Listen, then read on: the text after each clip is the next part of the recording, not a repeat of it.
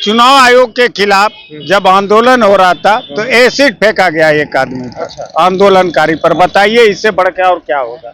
EVM में तो न्यायालय ने भी, सुप्रीम कोर्ट ने भी पकड़ा चोरी।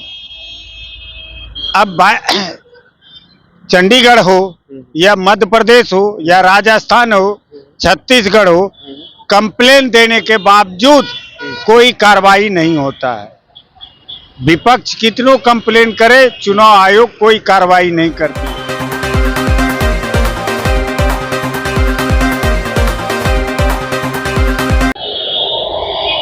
नमस्कार, मैं अभिषेक और आप देखना शुरू कर चुके हैं आपका अपना चैनल बीकेएम खबर।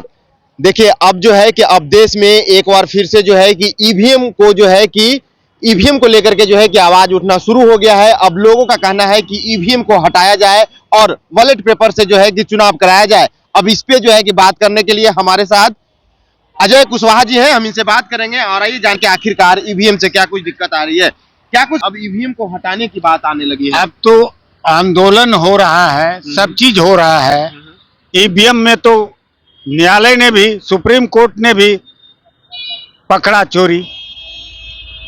अब चंडीगढ़ हो या मध्य प्रदेश हो या राजस्थान हो, छत्तीसगढ़ हो, कंप्लेन देने के बावजूद कोई कार्रवाई नहीं होता है। विपक्ष कितनों कंप्लेन करे, चुनाव आयोग कोई कार्रवाई नहीं करती है।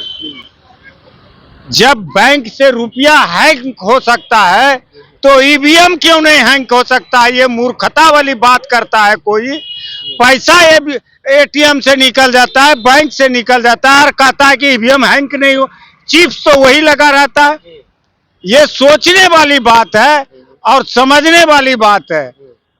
केजरीवाल ने साबित करके दिखाया था कि ईवीएम हैक हो सकता है, फिर भी चुनाव आयोग मानने के लिए तैयार नहीं है। अब सुप्रीम कोर्ट को ही निर्णय लेना होगा और जो मांगे हैं सबूत, वह सबूत नहीं दे पाएगा चुनाव आयोग आपको, क्योंकि वह आयोग चुनाव आयोग नहीं है भारत का, वह भाजपा का प्रयोगशाला है और सेल है, प्रकोष्ठ है। ये क्या बोल रहे हैं? चुनाव आयोग तो निष्पक्षता से काम करती है ना। जिस तरह आपका ईडी प्रकोष्ठ है, सीबीआई प्रकोष्ठ है, आईटी प्रकोष्ठ है, उसी तरह चुनाव आयोग एक भाजपा का प्रकोष्ठ है। अच्छा, यह हकीकत है। हमने तो कहा कि चुनाव आयोग निष्पक्ष कहाँ है? जब प्रधानमंत्री के प्लेन से प्रचार में जा रहे हैं, ब्रीफकेस में पैसा पकड़ाया तो क्या कार्रवाई हुई? क्यों नहीं कार्रवाई किया? तो वह निष्पक्ष कहाँ है? आप असम के मुख्यमंत्री पर कार्रवाई नहीं करते हैं, मध्य प्रदेश में विवाह योजना में घोटाला होता है, उस पर कार्रवाई नहीं करते हैं। आप मध्य प्रदेश में कार्रवाई नहीं करते हैं, आप महाराष्ट्र में डिप्टी सीएम और सीएम पर कार्रवाई नहीं करते हैं, तो आप निष्पक्ष हैं कहाँ? पश्चिम बंगाल के एक सांसद टीएमसी का, वो कार्रवाई हो रहा था, जब आपके पार्टी में मिला तो उन पर कार्रवाई बंद कर दिया। ये तो आपका रीति है। बिहार में 3 जगह इनकम क्या कहते हैं, ईडी छापामारी किया जदयू के नेताओं के आदमी पर, तो क्या कार्रवाई हुआ? जब मिल गए तो आप बताइए अजय कुशवाहा जी कि अब ईवीएम बैन होना चाहिए। ईवीएम बैन होना चाहिए। तो फिर कैसे होगा वोटिंग? वोटिंग पहले कैसे होता था? वोटिंग बैलेट पेपर से, तो उसमें फिर तो अपराध बढ़ जाता है ना, लूटपाट होने। अरे अपराध शासन और प्रशासन चलेगा, अपराध हो जाएगा। अच्छा, कभी अपराध नहीं होगा, कभी बूथ कैप्चरिंग नहीं होगा। वो तो जिसकी सरकार रहता है थोड़ा सा कर लेता है बूथ कैप्चरिंग, लेकिन बूथ कैप्चरिंग कैसे? पहले वाला जमाना थोड़ा है कि बूथ कैप्चरिंग हो जाएगा।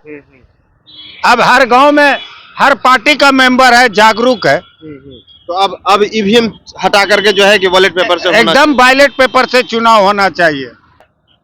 चुनाव आयोग के खिलाफ जब आंदोलन हो रहा था तो एसिड फेंका गया एक आदमी पर, आंदोलनकारी पर। बताइए इससे बढ़ के और क्या होगा। जो है कि ईवीएम बंद होना चाहिए, क्योंकि ईवीएम से जो चुनाव हो रहा है वो चुनाव धोखाधड़ी हो रहा है और गलत हो रहा है।